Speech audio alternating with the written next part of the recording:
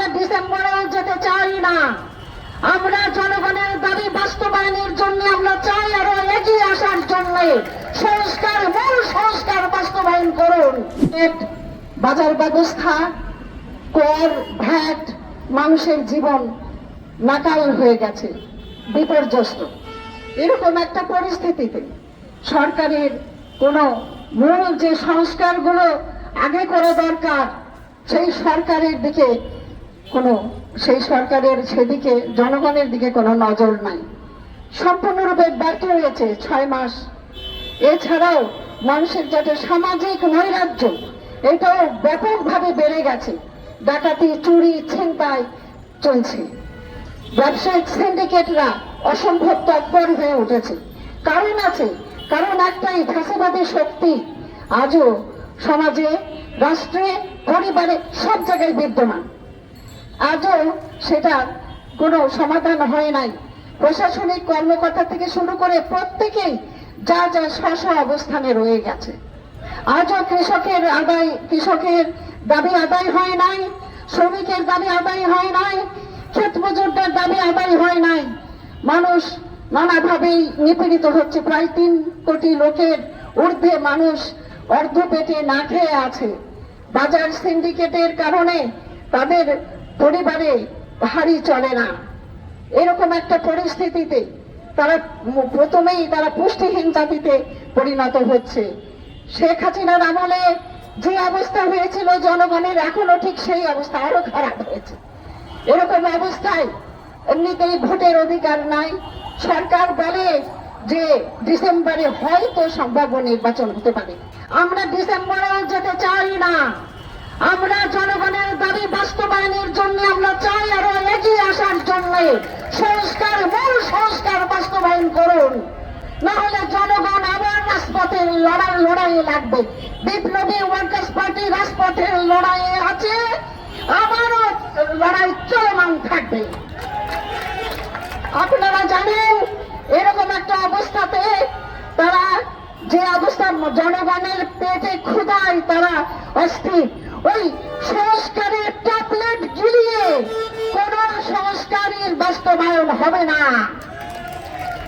আপনারা জানেন, এরকম একটা অবস্থাতে যদি আপনারা এটা বাস্তবায়িত না করতে পারেন, তো এই অভ্যুত্থানের যে অর্জন, এই অর্জন সম্পূর্ণরূপে ব্যর্থ হয়ে যাবে। আমরা চাই না সরকার এইভাবে আমাদেরকে মগজ ধুলাই দিয়ে এইভাবে আমাদেরকে বিরত রাখবে। জনগণ বিরত থাকতে জানে না। আন্দোলন সংগ্রাম করেই মানুষ বাঁচে। আগেও আন্দোলন চলেছে, এখনো। ফ্যাসিবাদ কে হটিয়েছে? ফ্যাসিস্ট সরকার কে হটিয়েছে? কিন্তু আন্দোলন থেমে নেই, আন্দোলন চলমান। সব সরকারকে হিসাব নিকাশ করতে হবে, জনগণের কাছে জবাবদিহি হতে হবে। আপনারা আজকে জানেন যে এরকম একটা অবস্থাতে আমরা যে যুদ্ধ করছি, আমরা যে অবস্থায় আছি, আমরা যে ফ্যাসিস্ট সরকারের যে আন্দোলনে আজও আমরা যে চলমান আছি, একটাই কারণ যে বিপ্লবী ওয়ার্কার্স পার্টি একমাত্র পার্টি, যে পার্টি এখনো মানুষের অধিকারের কথা বলে, যে পার্টি মানুষের ভবিষ্যৎ জীবনের স্বপ্ন দেখায়, যে পার্টি লড়াই করে শ্রমজীবী মানুষকে নিয়ে। এই যে আজকে যারা এখানে উপস্থিত হয়েছেন বেশিরভাগই শ্রমিক জনতা, ক্ষেত মজুর, কৃষক, সবাই। তা এই যে অবস্থা থেকে আমাদেরকে মুক্ত হতে হলে দরকার আমাদের মূল 5টা যে চাহিদা আছে জীবনে, এই মৌলিক চাহিদা পূরণ যতদিন না বাস্তবায়িত না হবে ততদিন এই জনযুদ্ধ চলতেই থাকবে। আপনারা সবাই, আমার আহ্বান যে সবাই এই আমাদের বিপ্লবী ওয়ার্কার্স পার্টি এই মুক্তি সংগ্রাম তারা করছে, এই সংগ্রামে সবাই সমবেত হবেন। যারা প্রাণ দিয়েছে আমাদের 2জন শ্রমিক নেতা এবং অসংখ্য প্রাণ যারা আত্মাহুতি দিয়েছে, আমরা সেই দেশকে মুক্ত করবার জন্য আমাদের এই লড়াই অব্যাহত থাকবে। এই কথা বলে আমাদের বিপ্লবী ওয়ার্কার্স পার্টি সেই লড়াই মানুষকে মুক্তির জন্য, নারীর অধিকারের জন্য তারা লড়াই করে যাবে। আমি আরো কিছু বলতাম কিন্তু সময় কম।